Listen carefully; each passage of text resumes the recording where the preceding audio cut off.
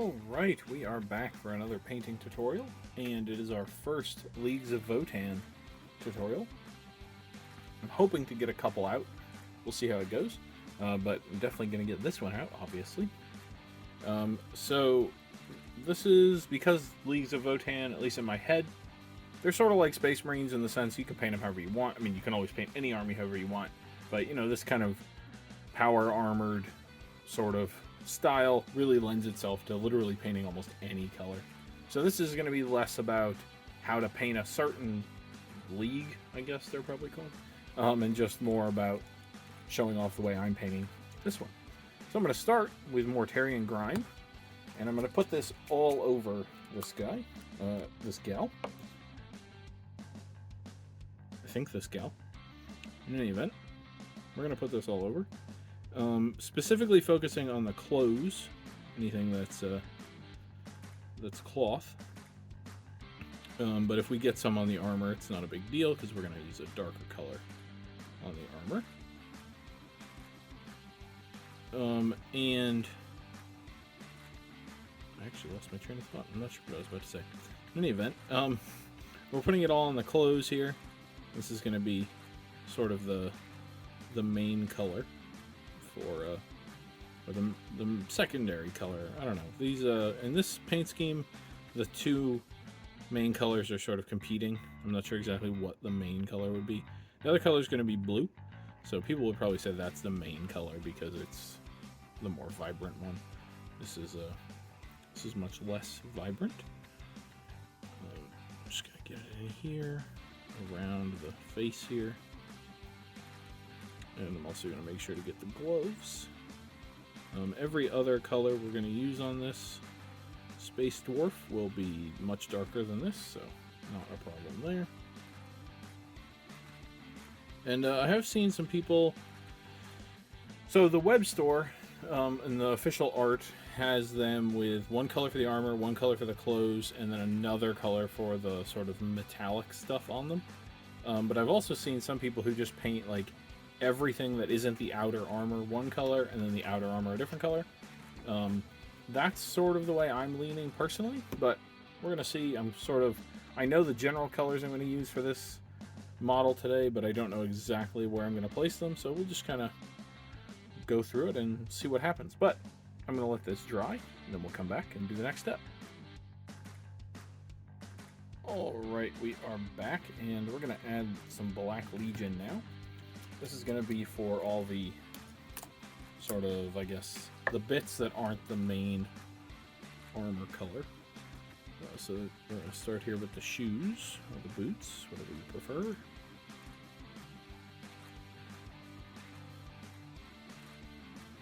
And we're going to use some gold for the highlights, I think. And there's going to be some silver on here as well. I think it's probably pretty hard to paint a miniature in 40k that doesn't have silver on them. Tyranids, probably you could get away with painting most of their range without any silver. But pretty much anyone else. Obviously you don't have to put silver on them, but pretty common to see silver on most of the other factions, I'm pretty sure, unless I'm forgetting about a faction. But I don't think so. So then I'm going to do the bolter, or this isn't a bolter, the gun. I've been painting so many Horus Heresy miniatures lately that the gun they're holding is just automatically a bolter. I believe this is an ion blaster. I don't exactly remember, but I think that's what it is. There's the big ion gun, which is called like the Ion Hunter or something. And then the small ones are the ion blasters. Could be misremembering though. I only took a cursory glance at the battle tome because I wanted to get straight into painting. The one downside to using the Mortarion Grime as we have is that we have to be very careful around it with every other color. The Mortarion Grime will be overpowered by basically anything, so any mistake will have to be repainted. And I should say I primed this with Grace here. So we'd have to repaint it with Gray Seer and then go back over with Mortarian Grime. Or decide that we made that mistake for a reason and paint a bit a different color, but I think I'd like to avoid that. So then, the only other part here is the underside of the backpack. This backpack plate we're going to leave because we're going to paint it in our blue color. The rest of the backpack here will be black. And then there may be some other details around that end up being black, but this will be enough for now.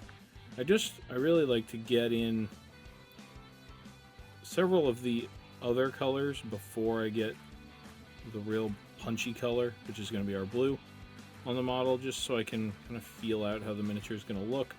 And especially because then when I get the blue on, the miniature will really be as close to finished as it can be. I mean, you'll sort of have like a finished draft, if you will. And so as soon as the blue is done, you'll be able to really tell how the miniature is going to look in its finished form, and then if you need to make changes, you can.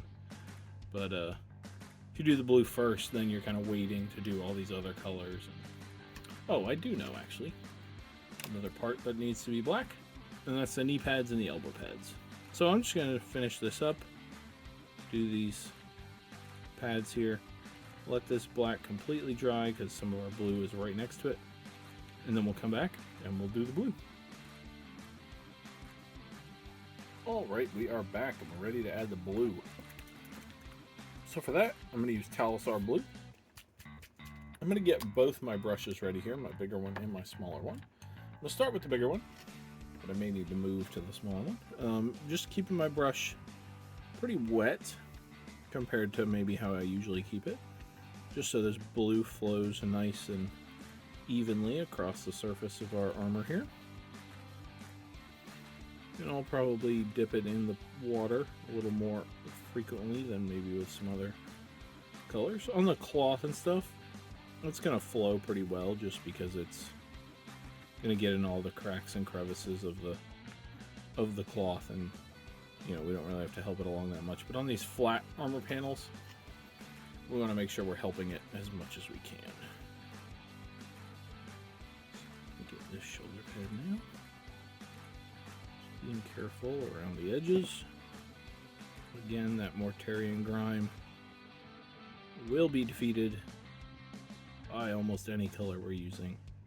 By almost any color in general, to be honest. It is very pale. There we go. Alright, now we're going to get this area around here. And this is the part I don't exactly know. I think all of this is armor. It can be kind of hard to tell on some of these models where the armor ends and the cloth begins and vice versa. But I think I've got it. And I put the Mortarian Grime inside the helmet there just because I figured there's some sort of cloth seal or rubber seal or something. It's not just armor straight up to her neck. So I'll keep that down in there, but make sure to get the blue down the sides here.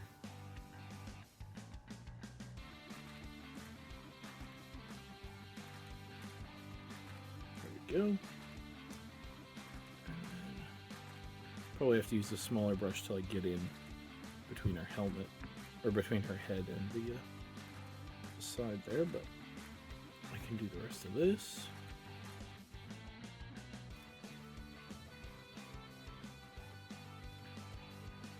Get it down here. I guess all of this is armor back here. That may get painted differently on some others, depending on how annoying this is to get it in there. Yeah, I'm getting it on the belt and stuff. So either the belt is probably gonna become a non-contrast color because of that, and that way we know we don't have to be super precious with painting around it. We can just go to town. here.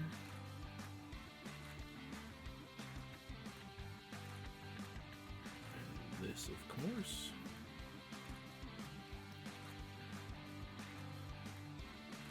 And if we get a little bit of the blue on the black, it's not the end of the world. It will change the black a little bit, but in my personal opinion, it won't change it enough to matter when you have 20 of these guys lined up. So I'm just going to come under here and get a little bit of armor that's sticking out there. I'll have to use the smaller brush for that.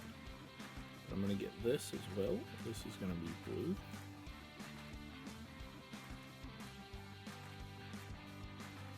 There we go. And then I'm going to do the other one as well. But that's probably enough. This video clip is long enough, I think. So I'm just going to get the smaller brush and touch up the little spots that I couldn't quite reach with this bigger one. And then I'll let this completely dry, and then we'll move on to the next step. Alright, we are back, and we're going to add our first non-contrast color. That's going to be Gorthor Brown. We're going to put this on the leather, on this guy, on this gal.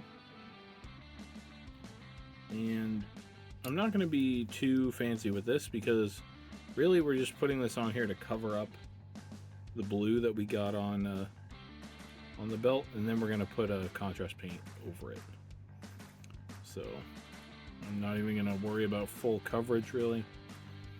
I'm just coming in.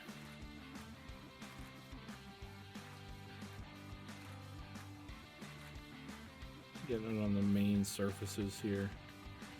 And having this sort of patchy color on it will actually help our contrast paint, and it'll help the surface or the leather look a little bit more worn.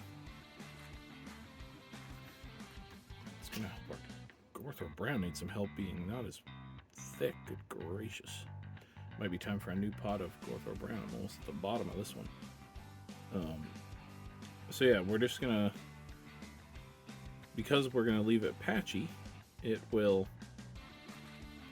get some of the contrast over this darker color, we'll get some of it over the lighter primer color or Mortarian Grime color, and you'll see when it's done that it'll kind of make the leather look a little bit more beat up and worn. And it should look pretty cool. I think that's all the leather on this gal here. Just checking, we could do her gloves in this color, but I don't think I want to. I think I want to do that in the jumpsuit color. Leave that how it is. So we will let this dry, come back, and do the next step. Alright, we are back, and now we're going to add our leather color. We use Fyreslayer Flesh for this. I don't know if I said it when I was painting the Gorthor Brown on, but I originally planned to use Gore-Grunta Fur as my leather color, but I changed my mind. I'm going to try this Fyreslayer out. We might change our minds and go to Gore-Grunta, but I think this Fyreslayer is going to work out. I think with the Gore-Grunta Fur underneath it, I think this is going to be pretty much exactly what we're looking for here.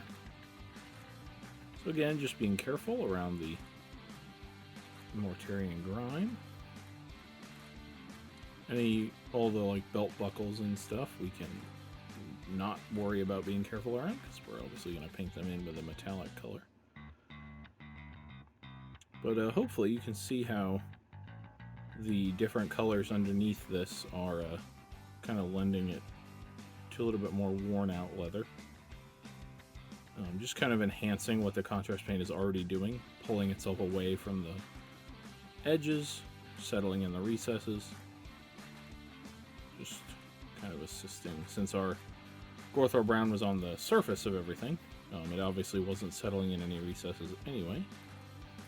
So yeah, that is our leather done. I don't think she has any more leather on her anywhere. Again, I could do her gloves in this color, and honestly, as I look at it, I might, but a lot of what's throwing this off right now is the fact that the head is not painted. So we're just going to jump straight into that right now. And for that, we're going to use a color I've been using for a while now for skin, for Caucasian skin. And we're going to use Reikland Flesh for this. Recycling the flesh shade specifically. I'm going to use my bigger brush here. And I'm just going to put it on pretty heavily. I did have to touch up her ear. I got some blue on her ear. I just put some, just used some white. Some white scar or ceramite white. I can't remember which one I grabbed, but just some white and just touched it up. There we go. Face nice and done there. And that'll really help, I think, to help us kind of evaluate the paint job easier, because with this bright, shiny white head up there, it can be kind of difficult. And after that, the more I look at it, I think I might change the gloves to this leather color. But we'll see. I'm going to let this all dry, come back, I'm going to do the hair, and then after I do the hair, we'll be moving on to metallics, and so that's when I'll make the decision about the leather gloves. But regardless, we will let all this dry, and we'll come back and do the next step. Alright, we are back. We're going to use 3 colors in this step. We're going to start with an easy one, snakebite leather. It's going to be her hair. Then we're going to go on to plate mail metal for the silver, obviously. Then we're going to go on to Necro Gold from from Army Painter, and Necro Gold from Scale 75 for the metallics. But we'll start with snakebite leather. And very simply, this is just going to be for her hair.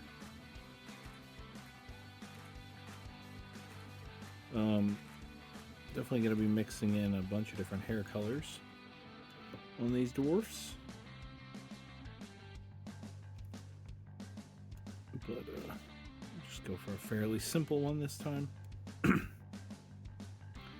We gotta have some red-haired dwarves, obviously. There's actually, if you guys have been keeping up with the Rings of Power show, there's actually one of the heads looks remarkably like Disa, Durin's wife. So we have to paint one of them up. Give her, I guess she has black hair. I guess dark brown, black hair, something like that. We'll have to paint her up. That'll be fun. Now we're going to go on to plate mail metal, and we're going to get a couple details on the gun with this, but mostly details on the rest of her. So, most of the details, well, I don't know about most. Some of the details on the gun are going to be in gold. But, let's see what I want to do in silver. I think I'll do this back here in silver. That looks good. Maybe this right there and this in silver. We're going to come back and put Nuln Oil over this, so I'm not super concerned with maintaining the black in there. Like I said in the beginning, I'm kind of just feeling this paint job out as we go. I didn't have a complete cohesive plan in my head when I started. So I will do this part. I'll do that in silver. Why not?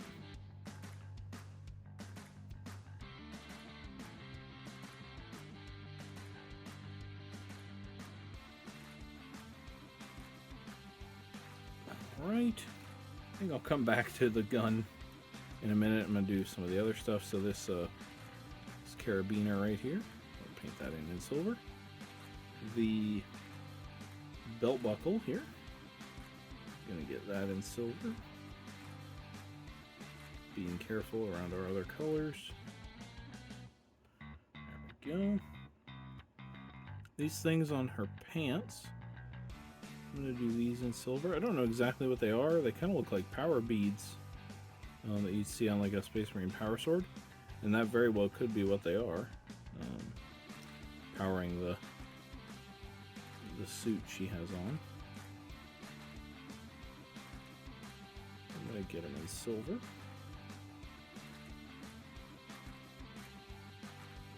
And then there's a bunch of details on her backpack that we're going to get as well. And then we sort of have to make a decision. So these dwarves have a lot of controls and stuff on their arms here.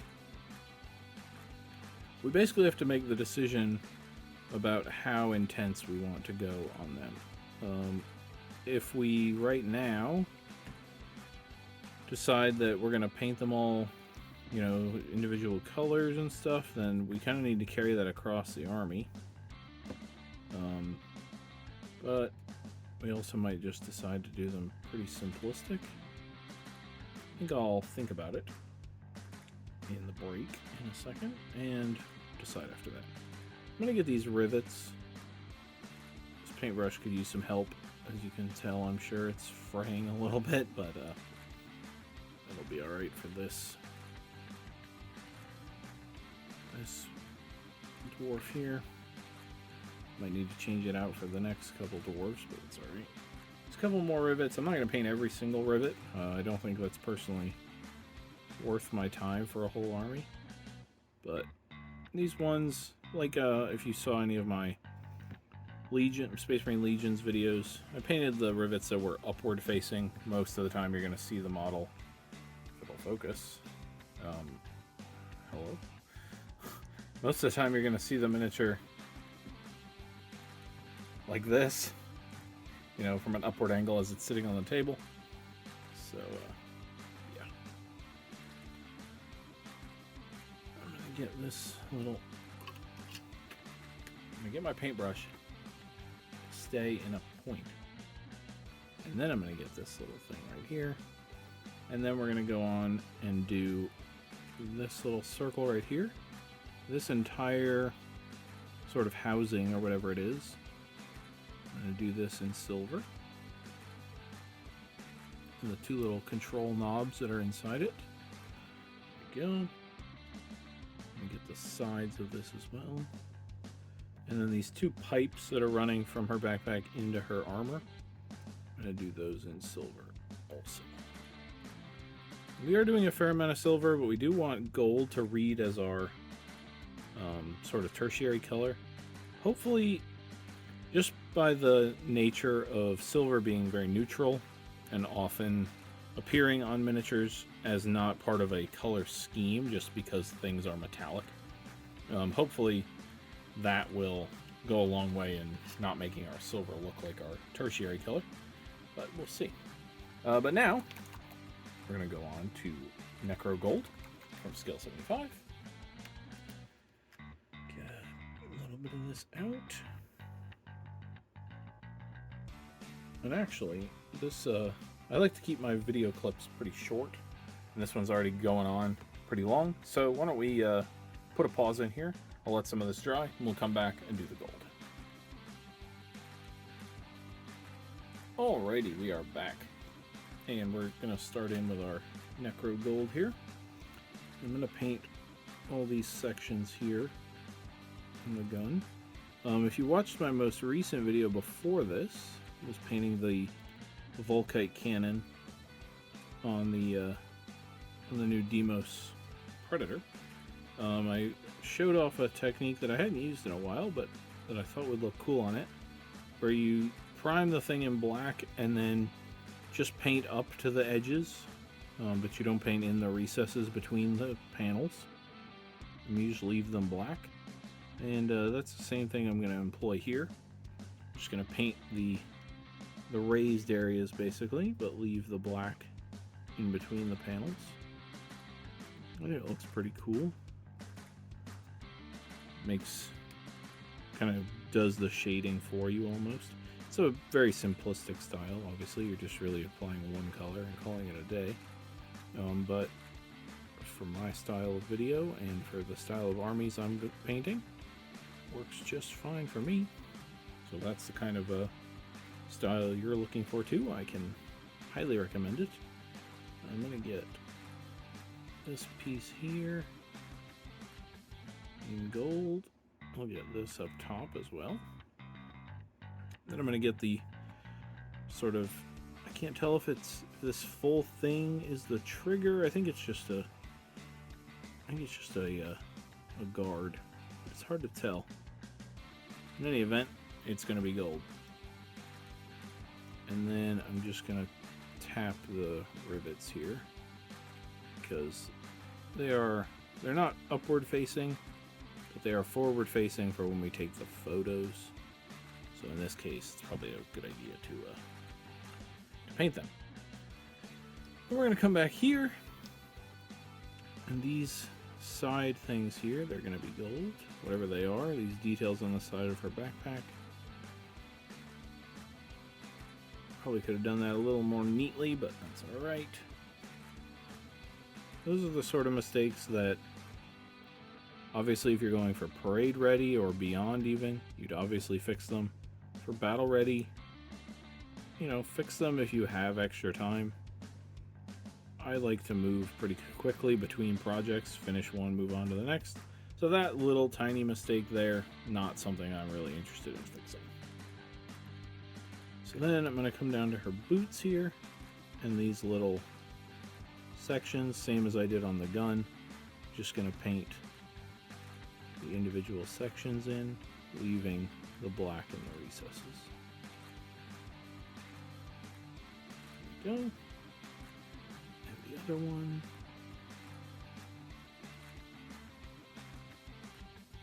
Recesses are not as well defined on this foot as they are the other one, but we'll make do just fine. And I think that will be good for the gold. Maybe, actually, I'm just going to do whatever these little raised bits are here. I'm going to do them in gold as well. There we go. Alright, so I think we're basically done with all the main colors. We're going to come back in and work on this stuff. I am going to paint these in with white. The little screen here and the buttons, and same over here. I'm going to paint those in with white while I let everything else dry, and then we'll come back, add some colors to them, and basically call her done. Alright, we are back. So I put some white on the screen and the buttons there. I also put two little dots of white in her eyes. I think that's what I'm going to do for their eyes. They're dwarves, so in my mind they're like underground doing mining and stuff. And their bases will reflect that, which you'll see in another video coming up. But so in my eyes, they're sort of, their eyes in my eyes, funny.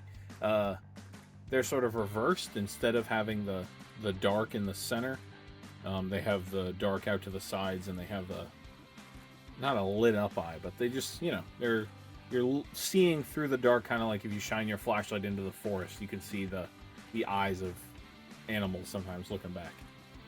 If you shine them on deer, you see those bright, like, flashlights practically looking back at you. That's what I imagine for the dwarves, staring out at you from the dark. But now we're going to add two little pop colors. So we're going to use Luxion Purple and Ball Red for this. We'll start with Ball Red. That's going to be all the buttons and screens on her gloves here. I'm just going to be very careful putting this around the blue. Just want to put it on top of the white here. There we go. And then on these buttons as well.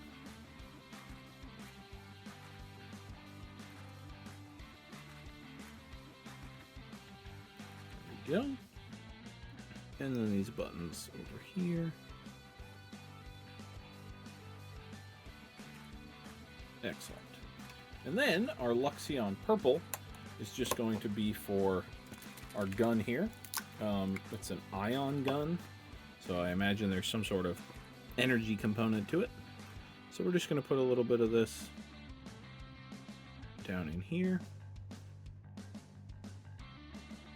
A little bit of glow on the outside, there we go, and then in here as well. Same sort of deal.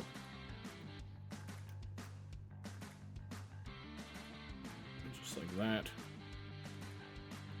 Get the other side as well.